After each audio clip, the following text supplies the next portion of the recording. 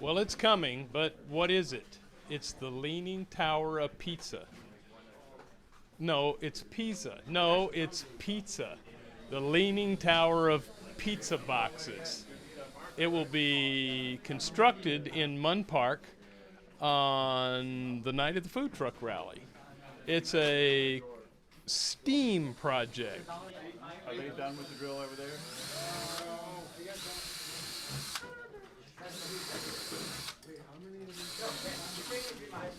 STEM is science, technology, engineering, and math, and when you add an A to it, you get STEAM, and the A is for the arts.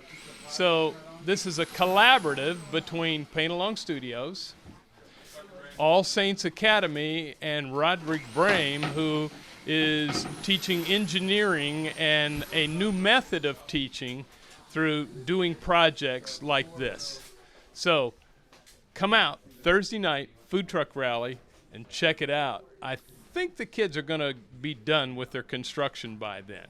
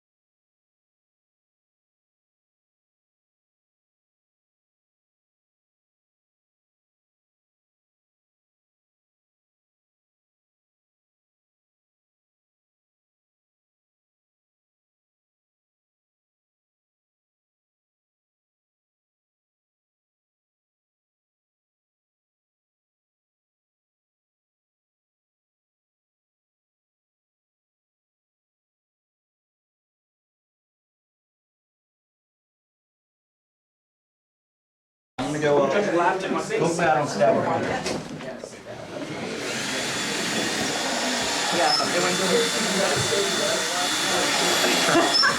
Alright, somebody drop a zip tie down.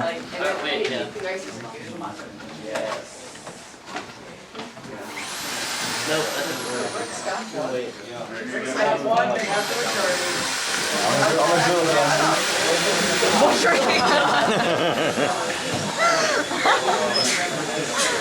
Can you drop through now? Oh, definitely. Good. Right there. Yep. One. Now bring it in your hand. Very. Okay. Somebody zip tie.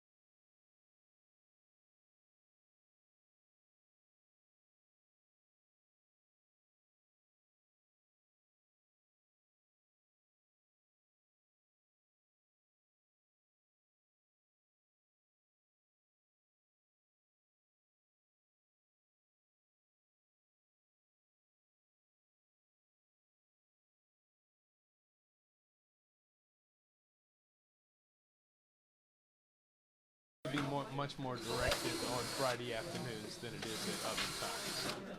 Yeah. So if you plug it in right there, there's a plug right under that desk.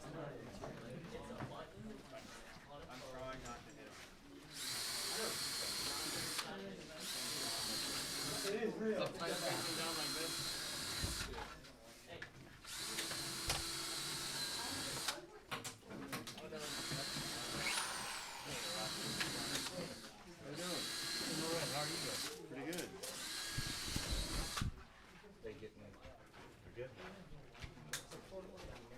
They're working on the next section. Still part of the meeting, guys? This is Mr. Judy. Nick Judy. Hi there. This is Dave Collins. Nice to meet you, Dave. You worked with Harrison for a while? Or did you know Collins and I? No, still no, sorry. But you're going to paint these. Yeah, I'm going to spray them out. Okay.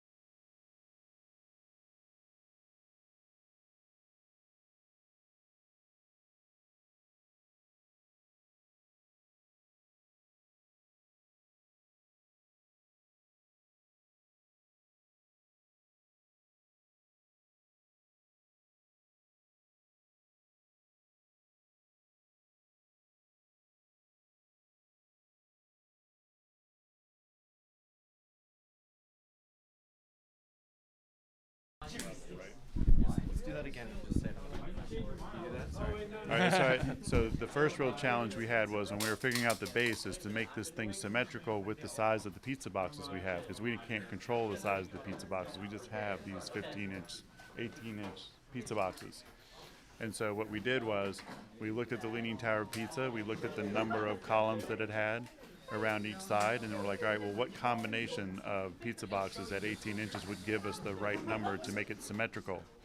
So the base that's over here has 10 pizza boxes. And so on the bottom level, there are 10 columns equally dispersed around that side. At the next level, it's 20. So it's real easy to just, divide them all by 2, and then you'll have 20. So that was our easiest solution for that. That's exactly what he does, isn't it? So those are the kind of things you're talking about. Right. Yeah. Each of the,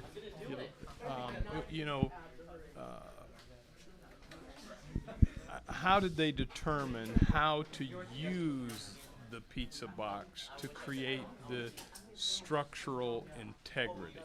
So first we just looked at models or pictures of the Leaning Tower pizza. I brought in the pizza boxes. We folded up a whole bunch of them.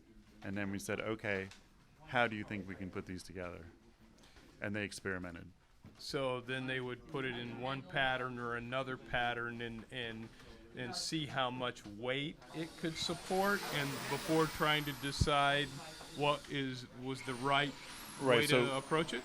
We knew the base had to hold the most amount of weight, and we knew that each layer above it had to transfer the weight relatively equally in order to be supportive. And so we built the base with the 10 pieces, and then we laid a piece of plywood on it and stood on it to see if it would hold a person. And we figured if it would hold a person, it would probably hold the rest of the stuff. Because with the one person on a piece of plywood, the weight is not evenly distributed.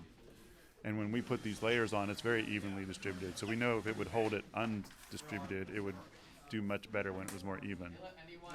So when the project first started, after they had gotten to the point that they understood the process, then they had to determine the size, or did we already start with the size before we determined how we were going to put things together?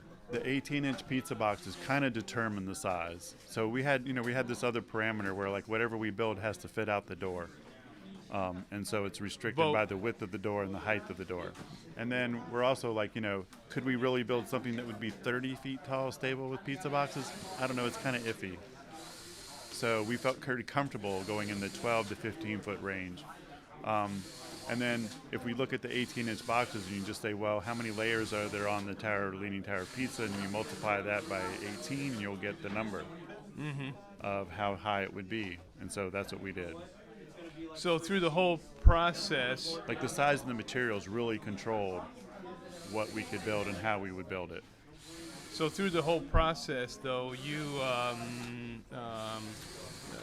created scenarios and asked them, how do we solve this problem? Yeah, because what we do here is problem-based learning.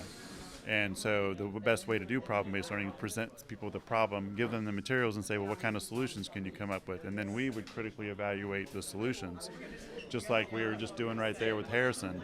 I'm like, well, how good is this going to work? How is it going to work? Are you going to be able to do this? And so he is over there solving that right now. And then whatever model he comes up with, we'll come and test it, and we'll say, well, is this working or not?